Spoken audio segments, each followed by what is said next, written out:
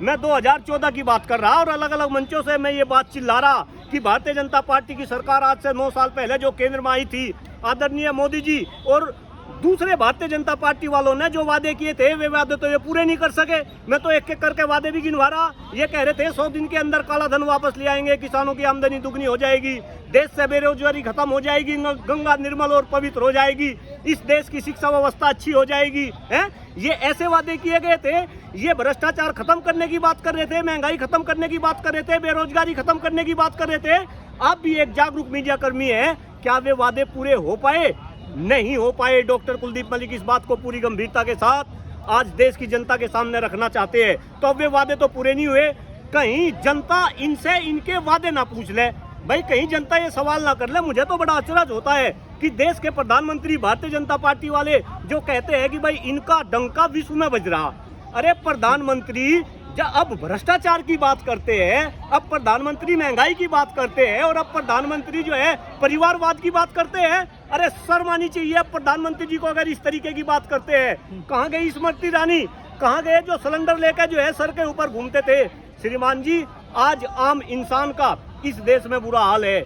आप भी प्राइवेट क्षेत्र में काम कर रहे हैं, अपना बिजनेस कर रहे हैं, अपने बच्चों को आप अच्छे से पढ़ा नहीं सकते, अपने बच्चों को आप अच्छे से खिला नहीं सकते, कैसा देश चलेगा? और दिखा जा रहा अमृतकाल चल रहा। अरे कैसा अमृतकाल? शर्म आनी चाहिए। देश के बच्चों को आप बहकारे। और मैं एक बात और गंभीरता के साथ आपके चैनल के माध्यम से इस हिंदुस्तान की जनता के सामने रखूं कि जितने भी ये नेता है, आप इनके बच्चे देखो।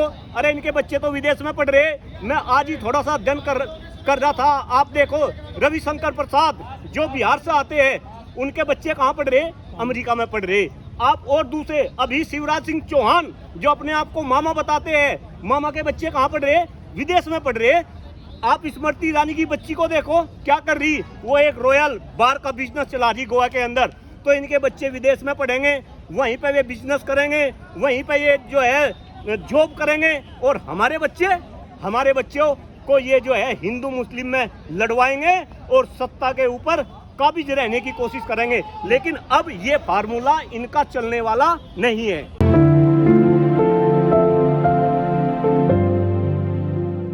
देखिए श्रीमान जी, जहाँ तक आपका क्वेश्चन है बहुत ही गंभीर क्वेश्चन है और शायद पूरे हिंदुस्तान की जनता को आपके चैनल के माध्यम से इस क्वेश्चन का आंसर सुनना चाहिए। जहाँ तक इसके आंसर का सवाल है, जिम्मेवार है केवल और केवल इस देश के राजनेता। और आपके चैनल के माध्यम से जो हिंदुस्तान के 142 करोड़ लोग हैं, मैं उनको ये बताना चाहता हूँ कि आज़ादी से पहले और आज़ादी के बाद जितने भी दंगे हुए वो कहीं न कहीं राजनेताओं द्वारा जो है ये दंगे कराए जाते हैं। इन दंगों को भड़काया जाता है और इसमें राजनेताओं का तो कुछ बिगड़ता नहीं, लेकिन जो आम इंसान है, जो साधारण इंसान है, उसका बहुत कुछ बिगड़ता है। आज देश के 142 करोड़ लोगों को इस बात पर चिंतन एवं मनन करने की आवश्यकता है। देखिए भाई, हिंदू पे खतरा आया या नहीं आया ये तो एक दूसरा क्वेश्चन है, लेकिन मैं फिर कह रहा कि इस देश में दंगे भड़काने का काम ये देश के नेता करते हैं। और इसमें कोई एक पार्टी के नेता नहीं, यहाँ तो जगह जगह जो है हर एक पार्टी के नेताओं की मैं बात कर रहा। और खास तौर से चूंकि अब केंद्र में भी भारतीय जनता पार्टी की सरकार है और जिस राज्य की आप बात कर रहे हैं मेवात और नुहू में, वहाँ भी भारतीय जनता पार्टी की सरकार है, यानी कि डबल इंजन की सरकार है। और भारतीय जनता पार्टी वाले जो है छाती पीट पीट के इस बात को कहते थे कि हमारे राज्य में कभी दंगे नहीं हो सकते। लेकिन हिंदुस्तान की जनता इस बात को समझे कि आज मणिपुर जल रहा, आज जो है हरियाणा जल रहा और दिल्ली तक जो है दंगे फैल रहे। और ये तो शुक्र है यूपी का, अदरवाइज यूपी के अंदर भी दंगे शुरू हो जाते। तो कहीं ना कहीं अब देश की जनता जो भारतीय जनता पार्टी का जो मखौटा इन्होंने लगा रखा, उस मखौटे को अब धीरे धीरे समझने लगी है। और भारतीय जनता पार्टी वाले तो भाई दंगे कराने में है ही माहिर, क्योंकि भारतीय जनता पार्टी वालों को बहुत अच्छे से पता है कि अगर इस देश के ऊपर आपको शासन करना है तो उनकी एक ही नीति है, केवल और केवल एक ही नीति है, वो है फूट डालो और शासन करो। ये लोगों को लड़वाते हैं, ये धर्म के नाम पे लड़वाते हैं, ये जाति के नाम पे लड़वाते हैं। और इनकी लड़ाई तो मैं तो कह रहा ये तो बाप को बेटे से भी लड़वाते हैं। और ये केवल और केवल अपना उल्लू सीधा कर रहे। लेकिन मुझे गर्व है इस बात को बताते हुए कि अब देश की जनता कहीं ना कहीं भारतीय जनता पार्टी की इस घिनौनी चाल को समझ चुकी है और आने वाले समय में देश की जनता के अंदर एक अंडर करंट फिलहाल चल रहा और आने वाले समय में उसी अंडर करंट का परिणाम इन भारतीय जनता पार्टी वालों को देखने को मिलेगा, मेरा ऐसा मानना है। यदि मुस्लिम मुहर्रम पर अपना ताजा निकाले तो कोई दिक्कत नहीं, यदि हिंदू अपनी शोभा यात्रा निकाले तो उसमें पथराव किए जाते हैं, ऐसा क्यों होता है? देखिए श्रीमान जी, ये कहीं ना कहीं जो मीडिया जिस तरीके की जो बात कर रही है, आप भी उसी एंगल पे लेके जा रहे। मैं कह रहा इस देश में हिंदू मुस्लिम का कोई मतलब है ही नहीं। ये हिंदू मुस्लिम तो राजनेता कराने वाले, और मैं तो गंभीरता के साथ इस बात को अलग अलग मंचों से उठा रहा कि ये नेता अपने आप में तो जब हिंदू मुस्लिम की बात कर रहे हैं, लेकिन अपने आप में तो ये बेटी और रोटी का संबंध रख रहे। भारतीय जनता पार्टी वालों के इतने नेताओं के मैं नाम बता दूंगा जिनकी बेटी मुस्लिम लड़कों के भी आई, और बहुत सारे मुस्लिम नेताओं के नाम बता दूंगा जिनकी लड़की हिंदू लड़कों के भी आई। अरे भारतीय जनता पार्टी वालों के अगर मैं नाम खोलने लगा तो सुनते सुनते ये देश शर्मसार होगा। बस मैं तो हाथ जोड़ के देश की जनता से ये निवेदन कर रहा कि भाई आप सजग हो जाओ, आप संभल जाओ, अदरवाइज जिस तरीके से ये देश बर्बाद हो रहा। अरे कोई सिपाही ट्रेन के अंदर 4 आदमियों की हत्या करता है, जिसमें उसका एक सीनियर अधिकारी भी है, और हत्या करते हुए वो नारे लगाता है कि अगर इस देश में रहना है तो मोदी योगी कहना है। ये अपने आप में कहीं ना कहीं देश की मानसिकता जिस ओर जा रही, हमें उसी मानसिकता को बस जज करना है और इसके ऊपर थोड़ा सा चिंतन करना है। मैं आपको एक बात और बताऊं कि यही तो काम अंग्रेज कर रहे थे। भाई अंग्रेजों ने हमारे ऊपर 200 साल से जो शासन किया, तो उनकी भी एक ही नीति थी कि फूट डालो और शासन करो।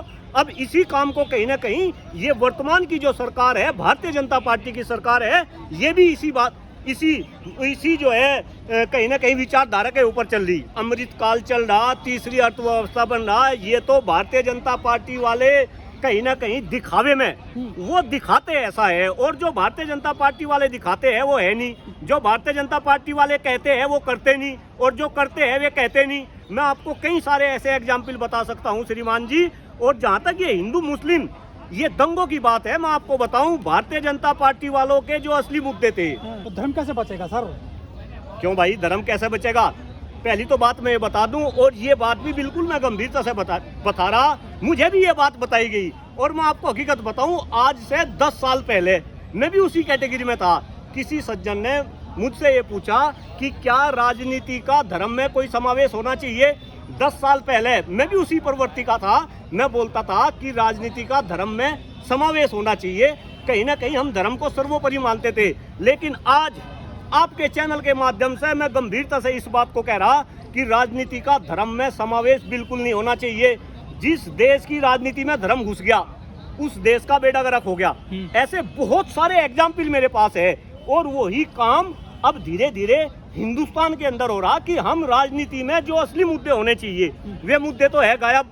अरे इस देश की राजनीति में मुद्दा होना चाहिए शिक्षा का, स्वास्थ्य का, पर्यावरण का, देश की बढ़ती जनसंख्या का, महंगाई का, बेरोजगारी का, भ्रष्टाचार का, दलितों का, वंचितों का, किसानों का, मजदूरों का। लेकिन यहाँ मुद्दे धर्म के बना दिए, यहाँ मुद्दे बना दिए जाति के, धर्म के, संप्रदाय के, मंदिर के, मस्जिद के। तो ये कहीं ना कहीं देश का बेड़ा गर्क करने पे तुल रहे ये राजनेता। बस हमें इनकी चाल को समझना।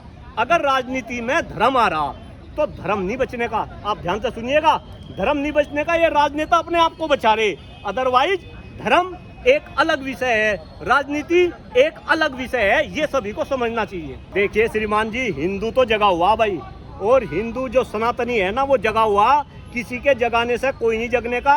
और एक गंभीरता के साथ हिंदुस्तान की जनता के सामने मैं ये भी बात कहना चाह रहा कि आप हिंदू मुस्लिम की बात कर रहे, हमारे हिंदू समाज के अंदर भी कुछ धर्म गुरु है, हमारे मुस्लिम समाज के अंदर भी कुछ धर्म गुरु है, और ये धर्म गुरु चंद धर्म गुरु है। सभी धर्म गुरु एक जैसे नहीं, अच्छे भी है, लेकिन इनमें से जो धर्म गुरु मिसगाइड करते हैं, अगर उनका हम बहिष्कार कर दे तो कहीं ना कहीं ये देश सुधर जाएगा।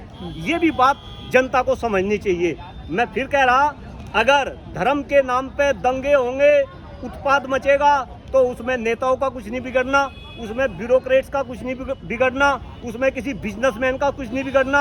अगर बिगड़ता है तो वो केवल और केवल आम इंसान का बिगड़ता है। जिस दिन आम इंसान को ये बात समझ आ जाएगी तो उल्टा आम इंसान इन नेताओं की खटिया खड़ी कर देगा। लेकिन डॉक्टर साहब, जब मुंह मेवा जल रहा है, हिंदुओं का नुकसान हो रहा है, मुस्लिमों का भी हो रहा है, तो खाप पंचायतों के नेता क्यों नहीं जा रहे हैं? ट्रैक्टर वाले क्यों नहीं जा रहे हैं? किसान नेता क्यों नहीं जा रहे हैं? कहाँ गए जाट, गुजर, सैनी और सब वो जो वहाँ पे चारों बॉर्डर पे पड़े रहते थे, हिंदुओं की बात करते थे, ये हिंदुओं के सपोर्ट में क्यों नहीं जा रहे हैं? आप भी यहाँ लग रहे हैं सर कांग्रेस ऑफिस में। नहीं नहीं भाई, एक बात बताओ, वे क्यों नहीं जा रहे? मैं कोई ज्योतिषी तो हूँ नहीं कि मैं उनके बारे में भविष्यवाणी करूंगा। ये तो आप उनसे जाकर पूछे कि वे क्यों नहीं जा रहे। जहाँ तक धर्म की बात है, मैं फिर कह रहा, धर्म जब बचेगा, जब ये राष्ट्र बचेगा। राष्ट्र सर्वोपरि होना चाहिए। अगर ये राष्ट्र रहेगा तो ही धर्म रहेगा। आप धर्म का ढिंडोरा पीटते रहो।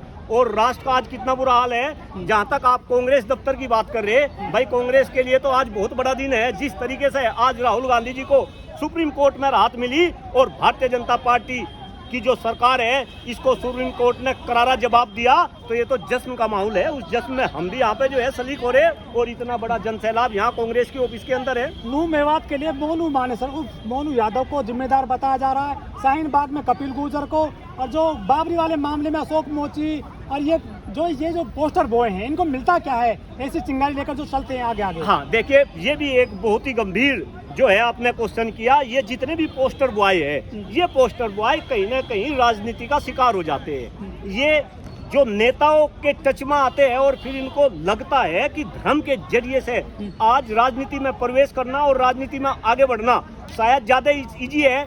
लेकिन ये इस बात को समझे, जितने भी आपने नाम गिनवाए, ये सारे के सारे नाम धीरे धीरे गायब हो जाते हैं। मैं तो बता रहा, जो वीना कटियार, उमा भारती, और अभी आप देखो कि जो भाजपा की एक नुपुर बहन थी, उन्होंने एक स्टेटमेंट दिया था। और मैं गंभीरता से कह रहा, जो स्टेटमेंट उन्होंने दिया था वो सही था या गलत था, इस पे भी लोग सोचे। लेकिन वो मिली क्या? भारतीय जनता पार्टी वाले उसका साथ दे रहे क्या? दीप सिद्धू, आप दीप सिद्धू को देखो, किसान आंदोलन के अंदर दीप सिद्धू ने, जिसने जो है झंडा फहरा था लाल किले के ऊपर, उस दीप सिद्धू का कुछ पता चला क्या? अरे उसकी एक्सीडेंट में जो है वो एक्सीडेंट हुआ या उसका मर्डर किया गया, आज तक ये भी क्लियर नहीं हुआ। तो कहीं ना कहीं जितने भी पोस्टर बॉय है, जो कहीं ना कहीं शॉर्टकट के जरिए राजनीति में आना चाह रहे, उनको भी ये एक सबक है। वो समझे कि इन नेताओं की चाल क्या है। ये तो यूज करते हैं और फिर जैसे दूध में से मक्खी निकाल के फेंक देते हैं, इस तरीके से ये मक्खी निकाल के फेंक देते हैं और इन बच्चों का कहीं ना कहीं भविष्य बर्बाद हो जाता है।